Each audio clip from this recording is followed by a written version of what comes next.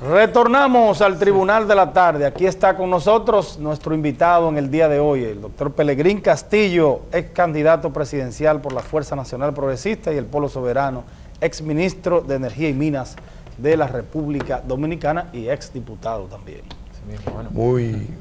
Muy buenas noches, honorables magistrados.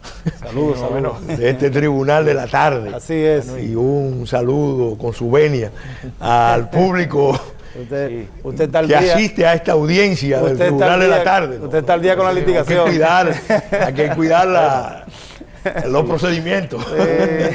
Un cafecito Santo Domingo, pues bien oportuno para conversar con Pelegrín y aprovechar para compartir nuestra primera pregunta con un trabajo que hicimos en las calles. Nosotros fuimos a preguntarles a la teleaudiencia del Tribunal de la Tarde, gracias a Lastani, ¿qué opina sobre las denuncias de fraude en estas elecciones hechas por los candidatos, participantes, incluyendo a Pelegrín Castillo? Vamos primero a escuchar los testimonios de los amigos en las calles y luego entonces la respuesta de Pelegrín Castillo.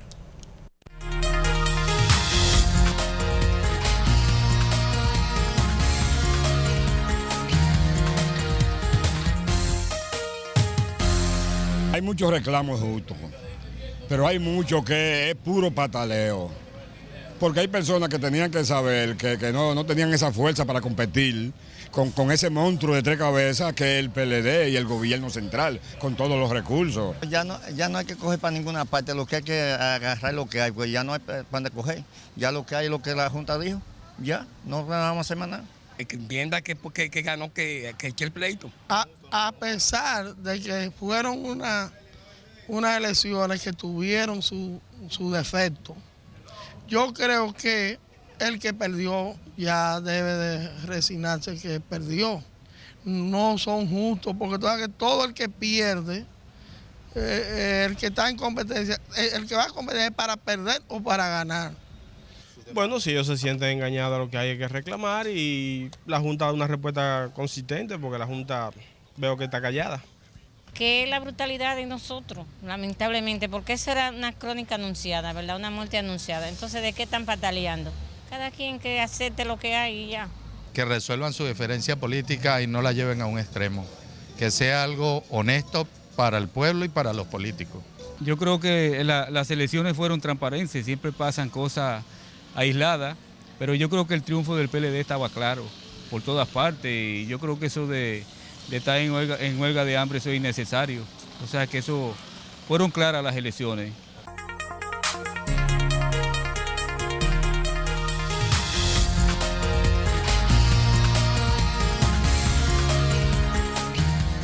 Bueno, luego de estos testimonios en las calles, pasamos a Pelegrín Castillo, que nos dé su respuesta. Bueno, yo he dicho mucho que Cantinflas es un filósofo mexicano que tenía unas expresiones geniales.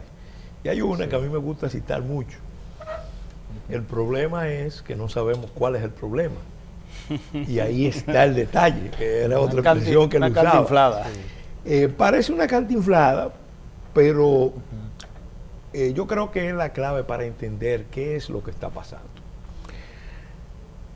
Y por eso a los candidatos presidenciales que hemos hecho el esfuerzo, a los demás yo le he dicho, miren, démonos cuenta de que nosotros no debemos perder la perspectiva de qué es lo que está pasando, qué es lo que pasó en los últimos años y qué es lo que puede pasar. Porque el deber de nosotros, como dirigentes políticos, que estamos en condiciones de ver siempre más allá, como decía el doctor Peña Gómez, más allá de la curva, es alertar al pueblo, porque el pueblo, un pueblo que está informado, que está orientado, que está bien servido por sus dirigentes, es un pueblo que cuando decide con conciencia.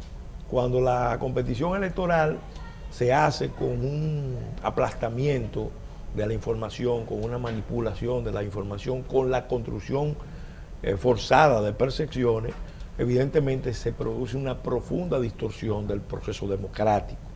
y una parte del electorado o va por necesidad con un nivel importante de vulnerabilidad y eso le quita legitimidad al proceso, o lo hace también sin la debida información. Por ejemplo, yo mismo aproveché el proceso para hacer mis encuestas y le preguntaba a los jóvenes, ¿cuántos de ellos en la UAS, en la aula magna, cuántos de ellos sabían que el gobierno había firmado un acuerdo militar con los Estados Unidos que conducía a la conversión de República Dominicana en una base militar de los Estados Unidos?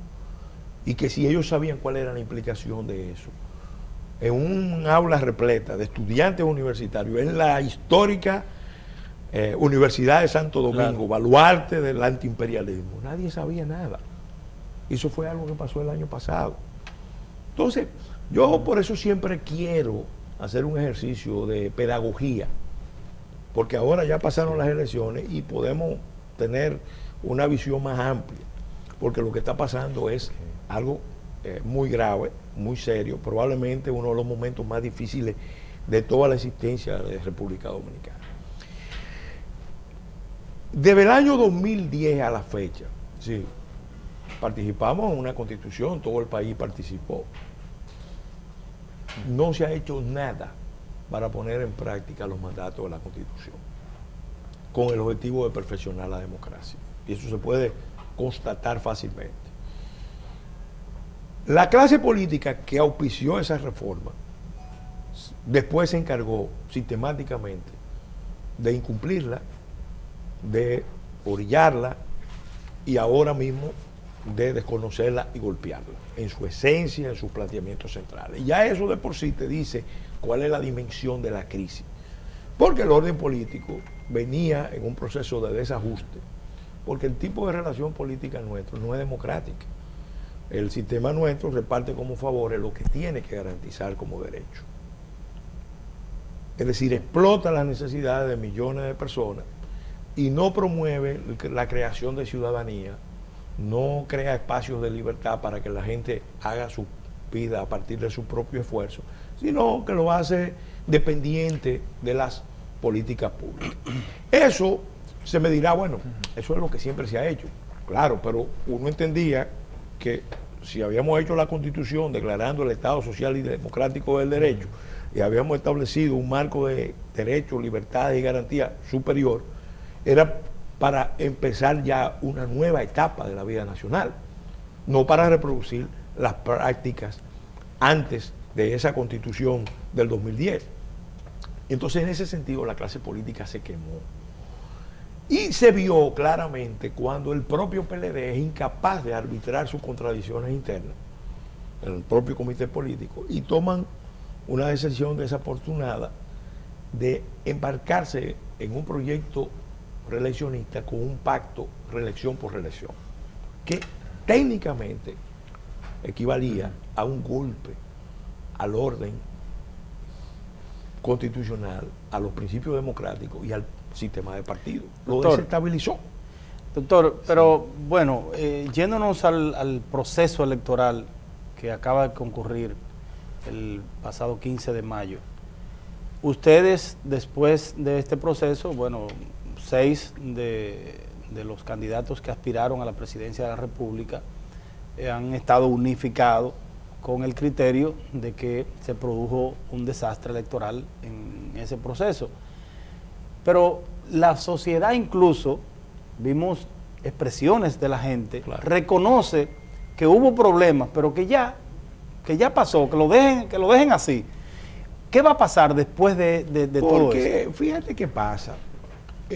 Amén de que hay candidatos en Santo Domingo Este, a cargos congresuales y municipales, que se han declarado en huelga de hambre y que pudieran incluso concluir con su vida y terminar con su vida, pero eso la gente no le importa. Mira, lo que está pasando es que las estructuras de poder de la sociedad dominicana decidieron avalar en urnas, legitimar en urnas el golpe a la Constitución. Y por eso se montó la campaña que se montó, que fue una campaña no de reelección, sino de entronización y avasallamiento. Por eso el objetivo no era ganar 50+1, yo aplasté. Yo desbaraté todas las fuerzas de oposición, las llevé a lo mínimo. Por tanto, lo que yo hice está en retrospectiva legitimado en urnas, así lo entienden ellos, y sobre todo tengo el poder básico para empezar la ejecución del pacto real del que no se habla. ¿Cuál es el pacto que no se habla? Mira, el presidente, a mi juicio, y todos los presidentes que se embarcan en la reelección desde el poder, yo lo viví con Hipólito Mejía, yo lo viví íntimamente. Cuando hacen eso, se ponen en manos de los poderes fácticos, que son los que pueden bloquear ese proceso o legitimarlo. Y por eso están dispuestos a hacer concesiones de todo tipo. Hipólito Mejía, recuerden que mandó tropa a Irak, entregó el Tratado de Libre Comercio más rápido que enseguida, permitió la conspiración contra Chávez. Aquí terminamos derrocando a Aristides, para que tengamos una idea. La misma crisis bancaria se manejó con unos criterios político-electorales. Sí. Esa crisis no debió tener el costo que ha tenido para la sociedad, pero había una elección y el presidente entendió que era una buena coyuntura de aprovechar la crisis para dar una especie de golpe bancario electoral. Entonces, todo eso se dio en ese proceso. Ahora el presidente asumió, y el equipo que promovió la reelección, unos compromisos que el país desconoce.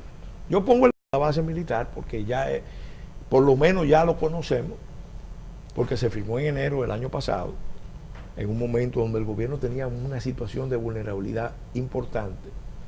Y el presidente consintió eso, pero fue una muestra de la disposición de conceder en materia de soberanía. Luego consintió el Quisqueya binacional a los sectores de poder económico que equivocadamente han entendido que pueden tener una especie de hegemonía en la isla, desde República Dominicana como el país más fuerte. Nosotros, la economía dominicana es 50 veces más grande que la haitiana, entonces se entiende que nosotros finalmente podemos convertir la isla en un espacio bajo dominio dominicano. Yo creo que es un cálculo reduccionista, un poco ingenuo, un poco tonto y contraproducente.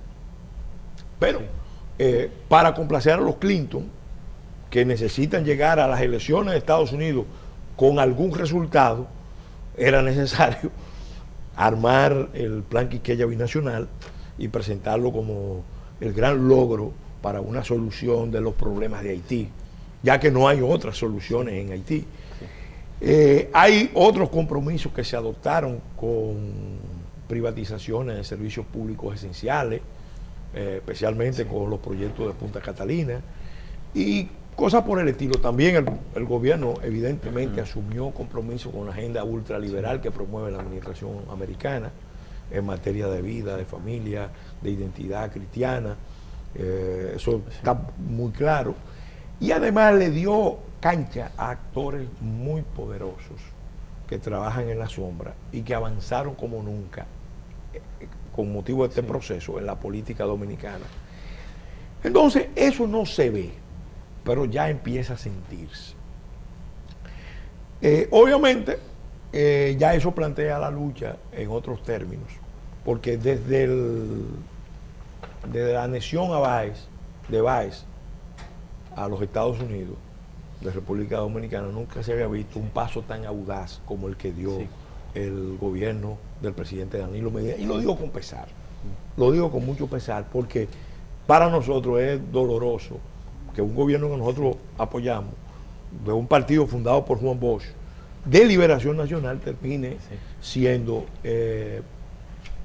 un partido de liquidación dominicana. Pero a pesar de la influencia de los poderes fácticos en nuestro país y en el poder, al final quien votó fue el electorado, un electorado que se identificaba con un sentimiento patriótico nacional, una bandera que asumió la Fuerza Nacional Progresista. Sin embargo, eso no se transfirió en apoyo y en voto a la Fuerza Nacional Progresista.